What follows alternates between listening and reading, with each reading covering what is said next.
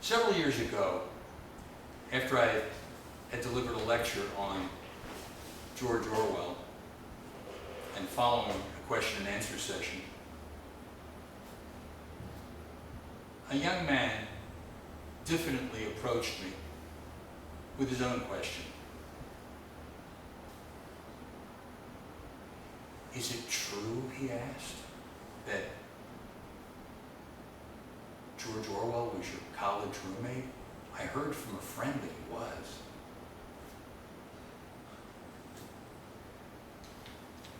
I found that very endearing, and still do, even though I had to confess that as much as I would have enjoyed that,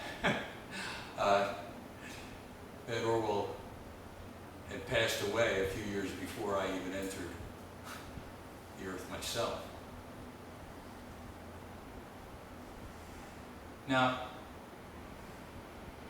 on the other hand, as the title of my talk today reflects, in some ways, rooming with George has indeed been my fate and my pleasure.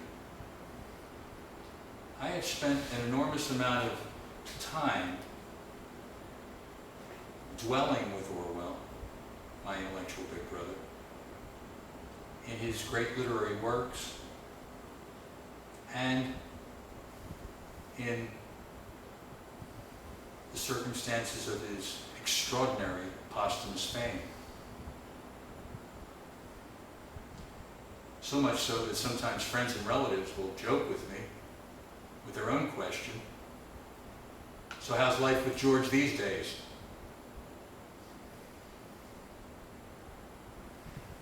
I mention these two anecdotes because they show the kind of special relationship, let's call it an Anglo-American special relationship, that one can develop with a writer.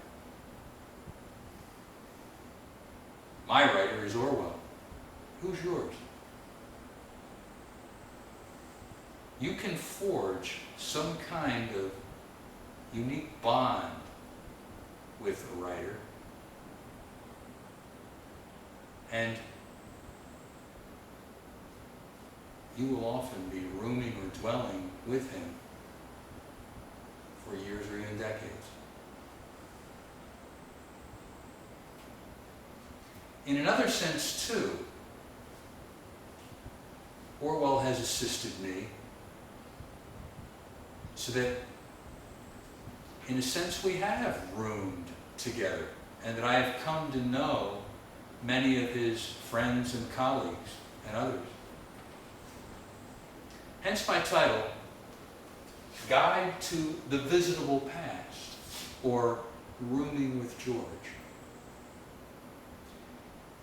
Orwell has been my guide to the visitable past.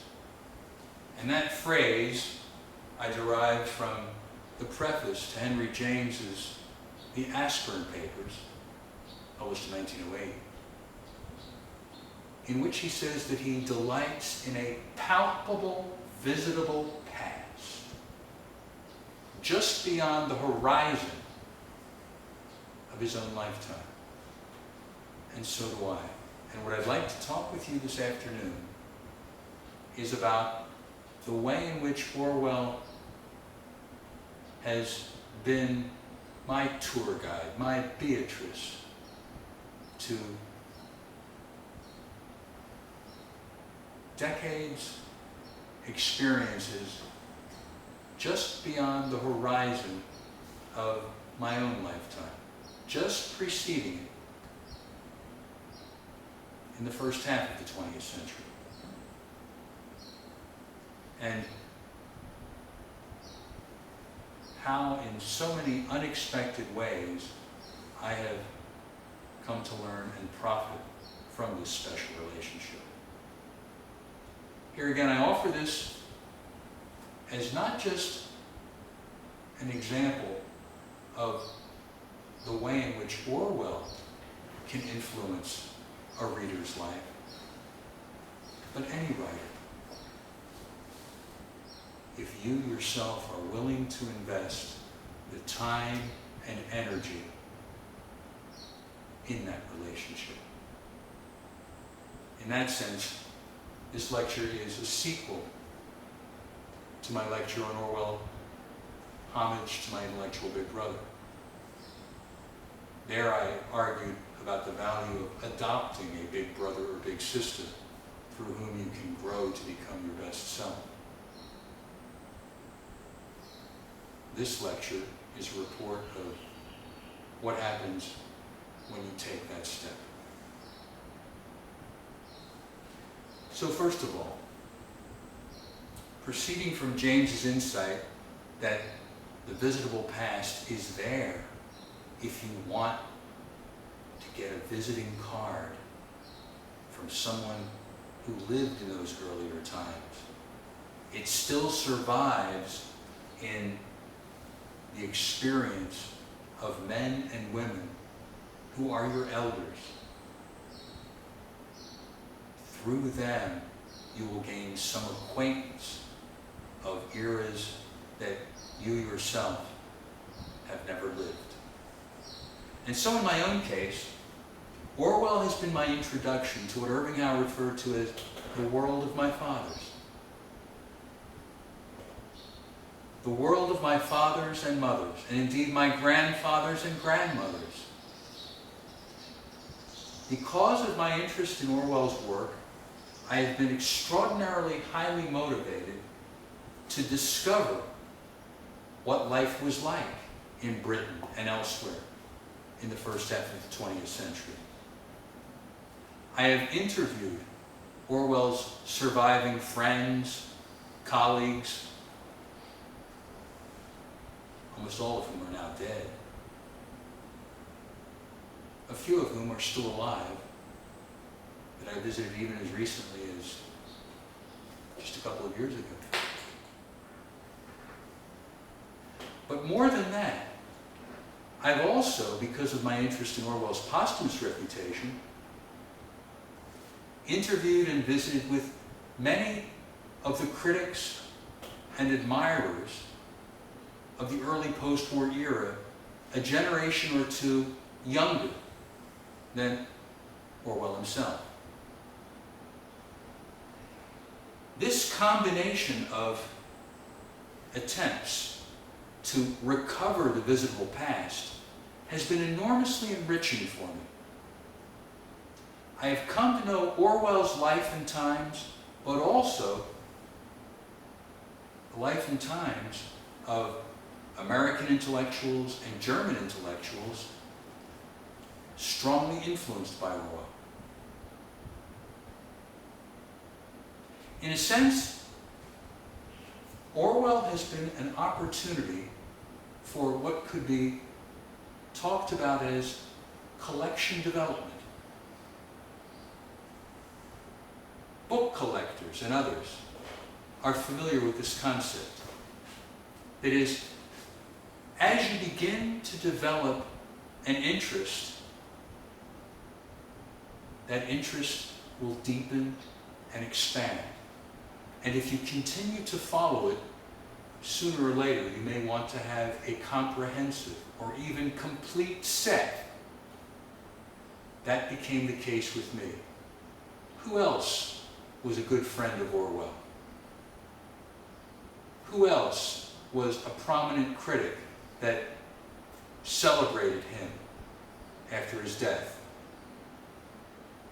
Who else is, in a sense, my intellectual forebear? Who else has preceded me in the tradition on this journey in which Orwell himself played a role and was a part? In a sense, I am standing on shoulders, or I have inherited a legacy, and I want to discover who else shares the heritage that I claim as my own. Broadly speaking, it is a political, cultural, and intellectual tradition of liberal, radical thinking that Orwell prided himself on being part of. And so my collection development continued to expand and grow until I finally moved in directions that can be described as extensions, unforeseen, of my collection. Not only was I collecting Orwell's friends, associates, colleagues, critical admirers of the wartime and post-war eras, I then became much more interested also in the themes, the larger movements in which Orwell was participating, such as the betrayal of the left, the dream of socialism. And this was why it was no longer enough for me as a young intellectual, a junior professor, to study the utopian tradition of literature and to talk about British socialism. I wanted to see socialism or communism as it was being lived, so-called really existing socialism. And so, as the 1980s unfolded, I became extremely interested, in particular, in East German socialism because of my previous work in Germany. And I determined to go to East Germany. But repeated attempts failed because I had been writing on Orwell. German communist authorities were very skeptical about admitting me, and I was never admitted officially. Then the Berlin Wall fell in 1989 and my opportunity arose. Immediately, I went to East German universities and high schools and elementary schools, collecting their textbooks, visiting their classrooms, teaching units on history and politics. The textbooks had been thrown out. Everything was in upheaval, ferment in the field.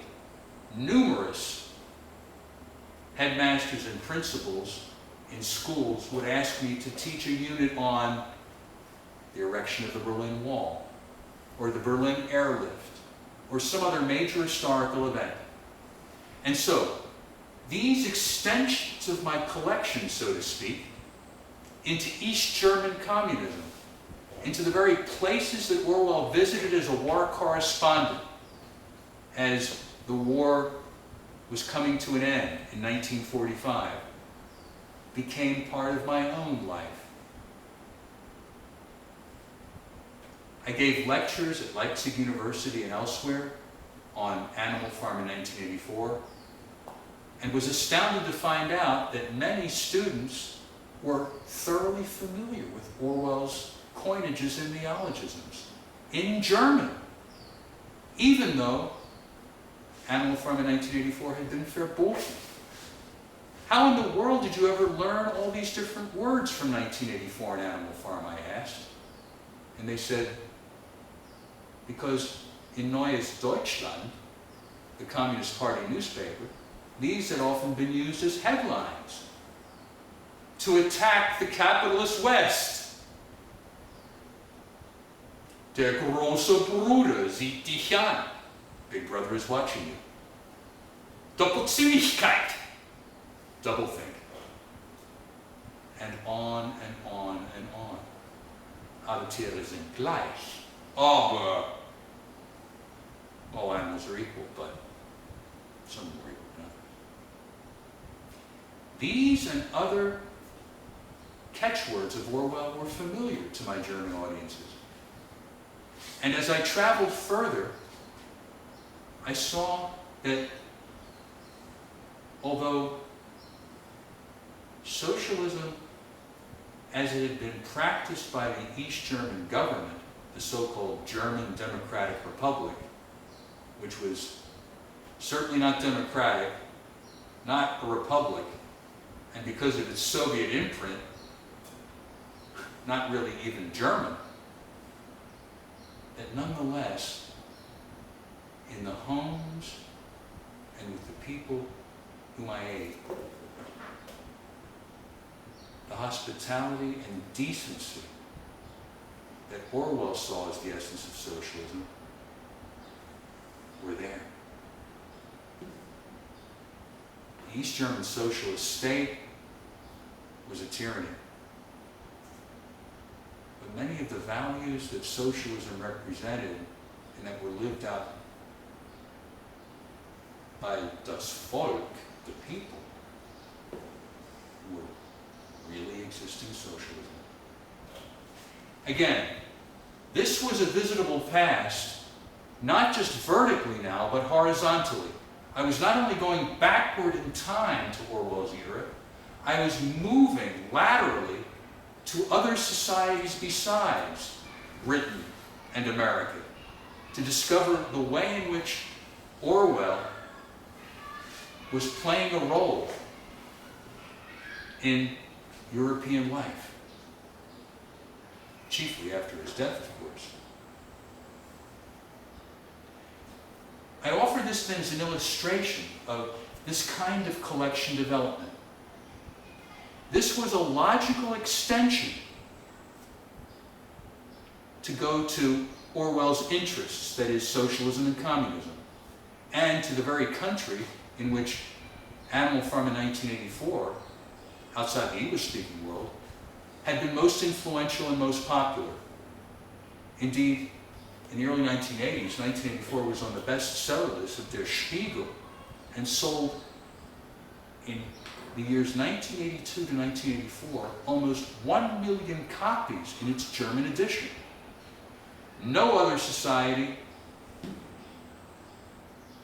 outside the English-speaking world had any kind of comparable interest in Orwell's works to the Germans. And this is in some sense understandable because of Orwell's reputation as a Cold Warrior. I did find, of course, that the Germans were chiefly interested in, and sometimes limited in their familiarity with, only Animal Farm in 1984. Not with Orwell the man, not with his earlier literary works, or even the great essays, but only his Beast Fable and his Dystopia. Orwell the Cold Warrior was how many Germans knew him. And on and on. Do you see then that what I'm pointing out here is that my collection development, so to speak, of Orwelliana was not accidental. It is a formed development. Ich forme Menschen in meinem Gebilde, Prometheus in Goethe's great poem says. And Orwell was forming me in his image. And so, the visitable past, vertically and also horizontally. You can visit the past of your influential writer or thinker, your literary or intellectual forebear. Whoever your big sister or big brother is, in an intellectual sense, is there if you just open the books of his or her pages. And so, I too, like Henry James, have delighted in the palpable, imaginable, visitable past. And I thank George Orwell for being my guide to this visible past, and for, in a spiritual and emotional sense, letting me room with George. Thank you.